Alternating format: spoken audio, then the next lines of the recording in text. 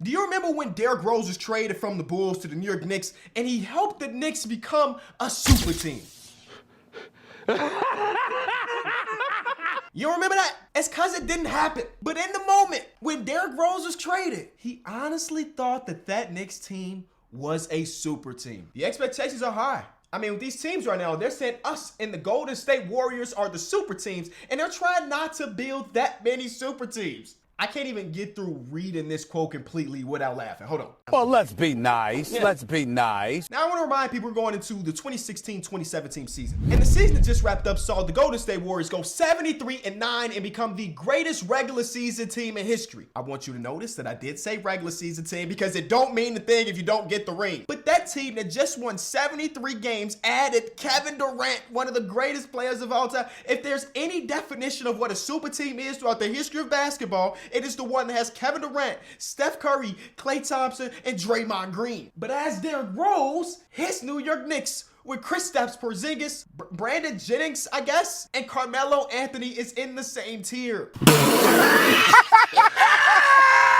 Now, I want to go back to his quote. He says, they're saying us and the Golden State Warriors are the super teams. Now, in preparation for this video, I went everywhere you can possibly go to try to find one logical person calling this Knicks team a super team, and I cannot find what sources this man D Rose was looking at. ESPN preseason power rankings had the New York Knicks as the 21st team out of 30.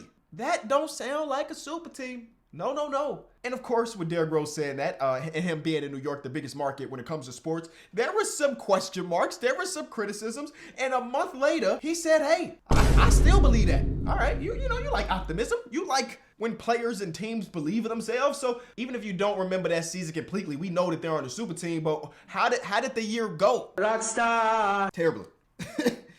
I don't know how they went from win super team to 31 wins, but I'll try to break it down for you. So at this time, the New York Knicks are being ran by Phil Jackson.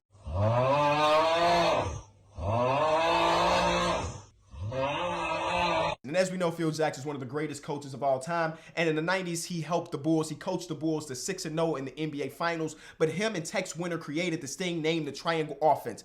The 90s were the time where the Triangle Offense was at its best. But we did see some teams still running it a little bit after that, including the Shaq and Kobe Lakers, and then this Knicks team. But now Phil Jackson is running the show of the New York Knicks, and he hired his guy, D. Fish, who of course played with Shaq and Kobe, to be the coach because he knows the triangle. The triangle must be ran here. D. Fish left the team in 2016, and this is now Jeff Hornacek's team. But still, they decided they wanted to run the triangle offense in the year 2016. Why am I telling you that? It becomes very important in a couple seconds. It is October 9th. This is before the regular season even starts. The coach, Jeff Hornacek, came to the podium after losing the first 2 games of preseason. He says, guys, first of all, I don't like to run it.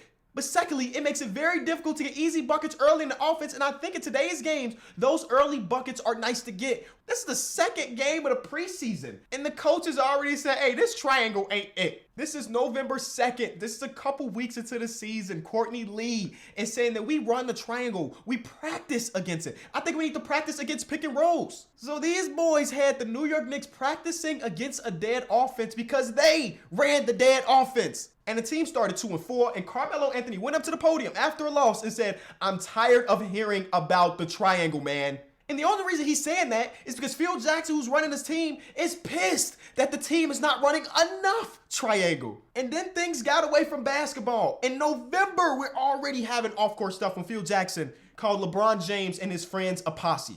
Hopefully, I don't need to explain to you why that's not a good thing to say. And then Phil Jackson just tried to sabotage more and more because the Knicks went on a nice little streak. And on December 11th, they were 14-10. That's not super team numbers, but it's playoff numbers at least. And then Phil Jackson had to go to the podium and start talking trash about his star player, Carmelo Anthony.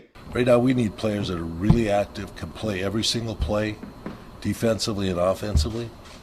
That's really important for us. You're playing the best basketball of the season right now. What are you talking about? And then New York Knicks legend Charles Oakley was handcuffed and arrested at Madison Square Garden. But you're looking over there. Apparently, there's a Charles Oakley over there, Mike. Fight in the stands.